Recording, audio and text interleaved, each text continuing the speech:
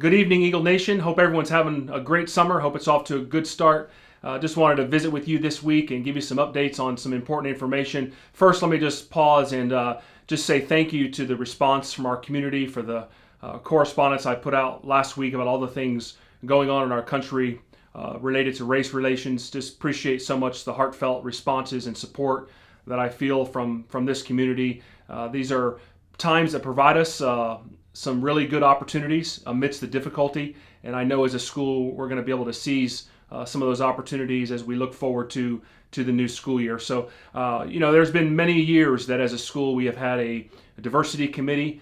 Sometimes those efforts are subtle, sometimes they're overt. I think this is a time for us to be very purposeful and upfront about having those continued conversations. And so you'll be seeing more about that as the summer unfolds and certainly into the fall as we continue to work with our diversity committee and establish leadership for that and involve our staff and our teachers and our parents and more than likely even some students. And so just know that whether it's looking at staffing and how our staff reflects the world around us, or whether we're looking at field trips or reading lists or whatever the case may be, just trying to really always take a good look at how things are going here as a school as it relates to the experiences that all of our students and staff have.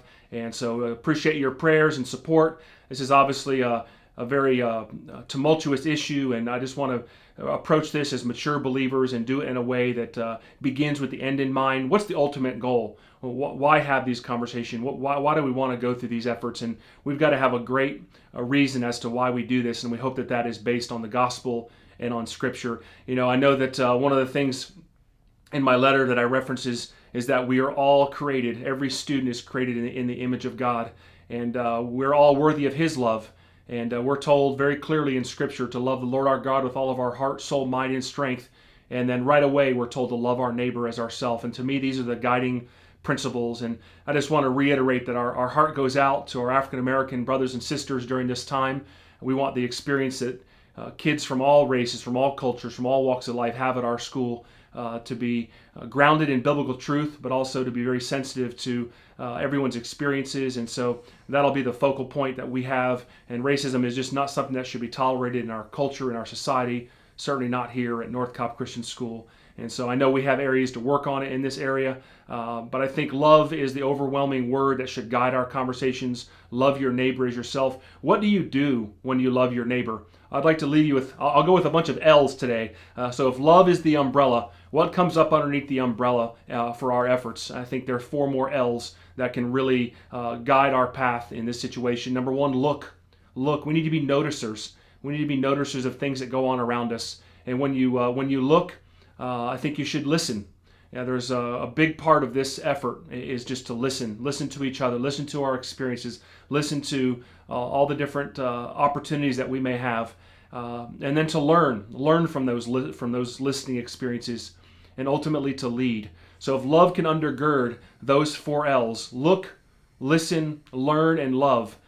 These are principles that are biblical. And Christ was the master teacher in the New Testament, and he asked a lot of questions. He was learning, and he was teaching, and he was listening, and he was loving, and so I think these are the guiding principles that will undergird our efforts for the Diversity Council, and it will allow us to be better at loving our neighbor as ourselves. So again, thank you to this community for your support during this time, and continue to look forward to updates as the summer unfolds, but specifically when the new school year gets started. And so I encourage you to have conversations at home around the dinner table as families, just as I encourage our faculty and staff and those of us here at school to have those bold conversations. One of the things that can sometimes impact this issue, because of how explosive this issue can be, I think sometimes it can be scary to have conversations, but I think we need to have those conversations. We need to do so in a loving and bold way, no matter what your walk of life is, so that we can understand each other better and ultimately learn from each other and love one another, and hopefully lead in a way that will have impact on the cross and on the gospel and on the culture around us. So again, thank you for hearing me out on those important items, especially in the day and age in which we live. As we find ourselves here in the middle of June, while you're off to your summer, the campus has been bustling really since we left in mid-March. Pleased to report that the upper school building is just over 50% complete. By the time everybody gets back to campus in early to mid-August, it's going to be nearing completion, and so just a blessing to continue to be able to push forward on that important project. And we look to occupy that building with our upper school students in January, and again, that'll do a lot of great things for our preschool and lower school and middle school, as well as they resituate themselves in this building over the 2021 calendar year. So that's just an exciting update to give you.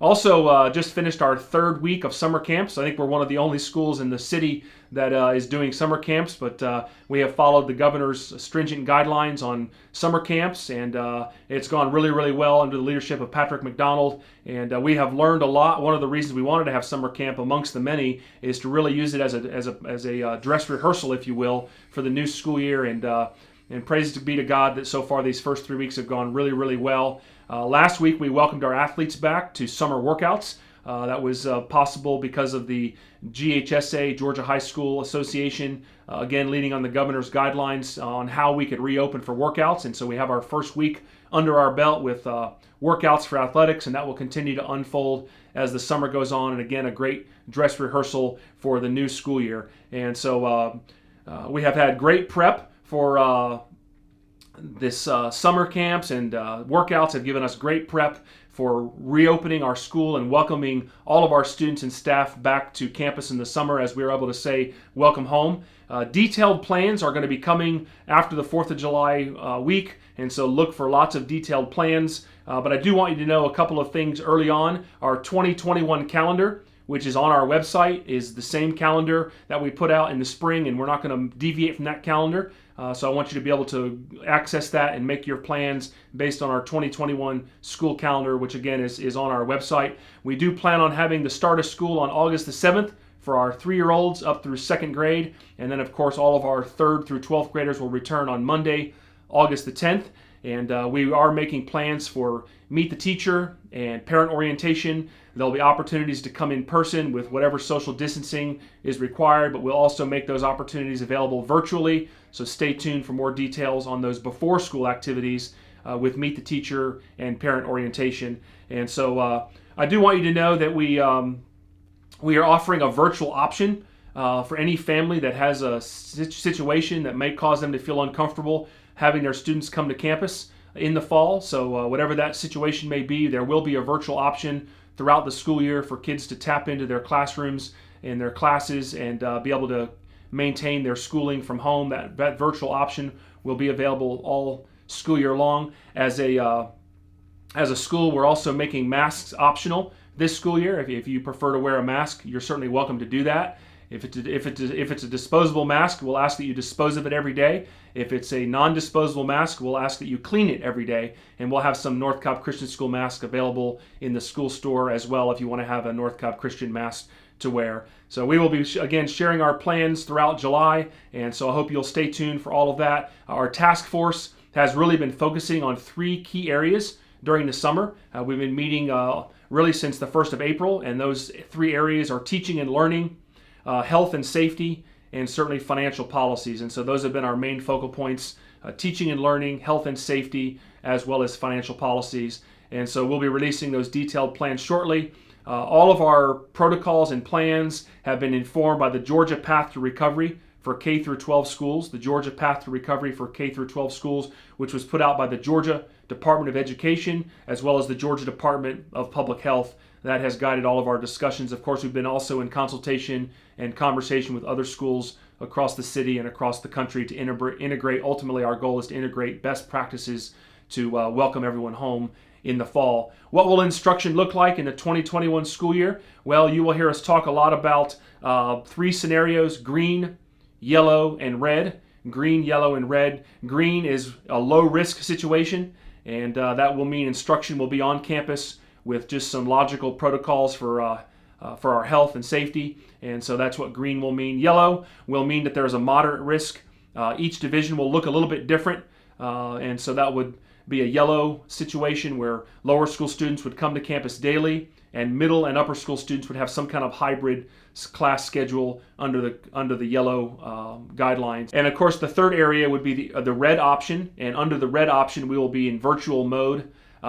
which we all experienced back in the spring. We are working on some plans that would specifically help families where both mom and dad are working outside the home. So stay tuned for more details about that after the 4th of July. Again, that would be under our red plan. And so you'll hear green, yellow, and red. Hopefully you'll only hear green, but we do have plans for yellow and red, and our plan at this point is to start school under the green plan. And so again, just stay tuned for more details. And I think fluid is a good word for us to just adopt.